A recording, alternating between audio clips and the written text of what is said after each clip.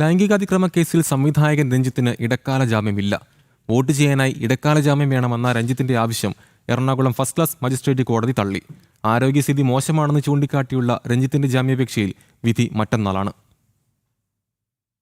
ലൈംഗികാതിക്രമ കേസിൽ സംവിധായകൻ രഞ്ജിത്തിന്റെ ജാമ്യാപേക്ഷ പരിഗണനയിലിരിക്കെയാണ് വോട്ട് ചെയ്യാനായി ഇടക്കാല ആവശ്യം രഞ്ജിത്ത് തന്നെ എറണാകുളം ഫസ്റ്റ് ക്ലാസ് മജിസ്ട്രേറ്റ് കോടതിയിൽ ഉന്നയിച്ചത്. എന്നാൽ ഇടക്കാല ജാമ്യമെന്ന രഞ്ജിത്തിന്റെ ആവശ്യം തള്ളിയ കോടതി ക്രിമിനൽ കേസ് പ്രതിക്ക് വോട്ട് ചെയ്യാൻ ജാമ്യം നൽകാനാകില്ലെന്ന നിലപാടെടുത്തു. തെരഞ്ഞെടുപ്പിൽ വോട്ട് ചെയ്ത ശേഷം തിരികെ ഹാജരാകാം, ഇടക്കാല ജാമ്യം നൽകണമെന്നുമായിരുന്നു രഞ്ജിത്തിന്റെ ആവശ്യം. അതേസമയം നേരത്തെ നൽകിയിട്ടുള്ള ജാമ്യാപേക്ഷയിൽ എറണാകുളം ഫസ്റ്റ് ക്ലാസ് മജിസ്ട്രേറ്റ് കോടതി മറ്റന്നാൾ വിധി പറയും. സിനിമയിലെ റോളുമായി ബന്ധപ്പെട്ട തർക്കമാണ് ലൈംഗികാതിക്രമ പരാതിക്ക് കാരണമെന്നാണ് ജാമ്യാപേക്ഷയിൽ രഞ്ജിത്തിന്റെ വാദം. നടിയുടെ അഭിനയത്തെ സംവിധായകൻ എന്ന നിലയിൽ രഞ്ജിത്ത് വിമർശിച്ചു. അഭിനയം പ്രതീക്ഷയ്ക്കൊത്ത് ഉയരാത്തതിനാൽ ചില സീനുകൾ വെട്ടിക്കുറച്ചു.